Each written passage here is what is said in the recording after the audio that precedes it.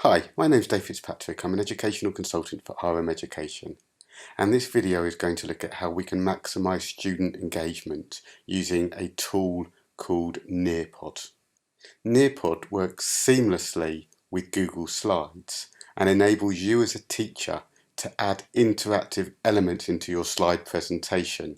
So as you work through your slide set, students can in real time collaborate, provide answers, provide feedback, which come to you as a teacher. And this can ensure that all your students are listening and are actively engaged in the teaching. So how do we set up Nearpod? I'm going to open up the existing resource that I have created. This is just a normal Google slide. There's nothing here connected to Nearpod, it's just an existing resource. But what I can do now is start adding interactive slides into my existing slide set, which students will have to answer as you go through the presentation. So to open up Nearpod, I go to Add-ons, Nearpod, Open Nearpod. And what you can see is a series of interactive elements that you can add to your slide set. For example, a quiz, a poll, an open-ended question. You can add collaborate, which is like a mood board, fill in the blanks. So there's a whole series of interactive elements that you can add to your presentation. So what I'm going to do here, I'm going to click onto Draw It. So this now opens a template and I can type in my question. So draw the particles in a solid, liquid and gas, and then I click on to save. And now if you look on the left hand side, it's added a new slide with that Nearpod interactive element.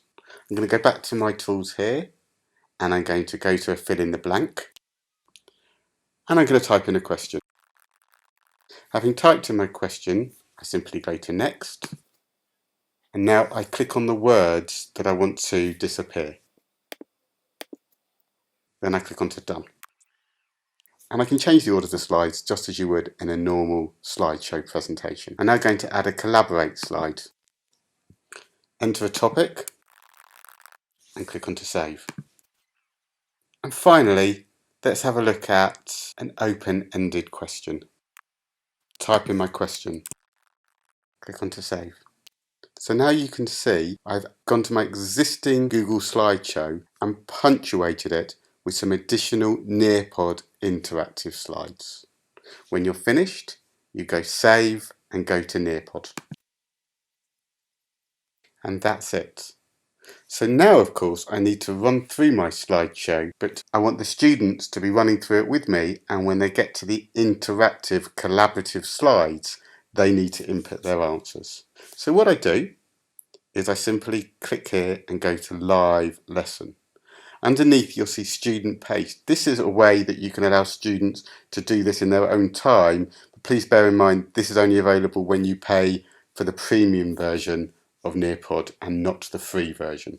But running a live lesson is part of the free version, so I'm going to go to Live Lesson. Now I'm inside my presentation. On the top left you can see the code to this lesson. If I click here, it tells you that the students need to go to join.nearpod.com and simply type in the code here. So I'm going to copy that URL and I'm going to a different browser and I'm going to paste that in. And then it asks the students to enter the code. If I go back to the teacher slide, that's the code they need. I'm going to paste that in and click on to join. The first thing it asks the students to do is type in their name and join the session. If I go back to the teacher screen, you can see now that this student has joined my lesson, and as all of your other students join, they would be listed. I'm now going to go to the right hand side to go to my first slide. Go to my next slide, and now this is the first of the Nearpod interactive slides, which was the Draw It, where the question is draw the particles in a solid, liquid and gas. And you can see there I'm waiting for this student to submit their drawing. So now if I go to the student browser, it says draw the particles in a solid, liquid or gas. So the students can go here, they can choose their pen colour, they can choose their pen thickness, and now they could draw what they think the particles in a solid, liquid and gas look like. Now, I'm using a touchpad, but clearly if the students had joined this with their phones or with their tablets where they could use their finger, the quality of the drawings would be much, much better. But I hope you get the idea from this. And I'm going to, as a student, submit. If I now go back to the teacher browser, you can see now a thumbnail of that student's submission. And as the teacher, I can click on there to make it larger, and then I can toggle between the other submissions from the rest of the class. And now going to the next slide. And now this is the fill in the blank slide. So now again, I'm going through back to the student page. You can see here, this was my sentence. These are the options. And I'm going to drag here the particles in a solid are very close together and click onto done. And now when I go back to the teacher browser, you can see, hopefully, that the student scored 2 out of 2. So hopefully you can see here that rather than me passively going through my presentation in the hope that my students are listening and engaged, I can actively see their responses in real time to the interactive activities within the slide. I'm going to go on to the next slide. This is the collaborative slide, and I'm going to click here at the bottom to show student names. So I'm now going to go to the student browser, and now when I go back to the teacher browser, you can see that those submissions are just coming up into our collaborative mood board. So as different students add their submissions, this will grow. Let's go to the next slide. If I go again to the student page, this was a short answer question, and click on to submit. Again, now when I go back to the teacher browser, there is my students listed on the left hand side. This is their submissions, and here again the number of participants, how many of the students have actually submitted a response here. If you get lots of responses and you click onto the share, that response then goes onto the screens of all the students. So you could talk about that particular student's response with the whole class. When you've finished, you simply go to the Nearpod as the teacher and end the session and say yes.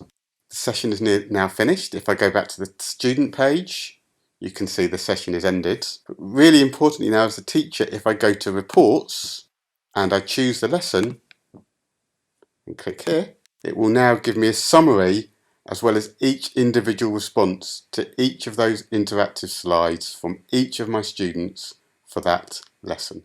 So in summary, Nearpod takes your existing slideshow presentations, allows you to add interactive slides and then present that to your students. So as you're going through your lesson, you are actively getting the students involved, actively asking them to be engaged, to provide answers, to provide responses, which are coming back to you in real time.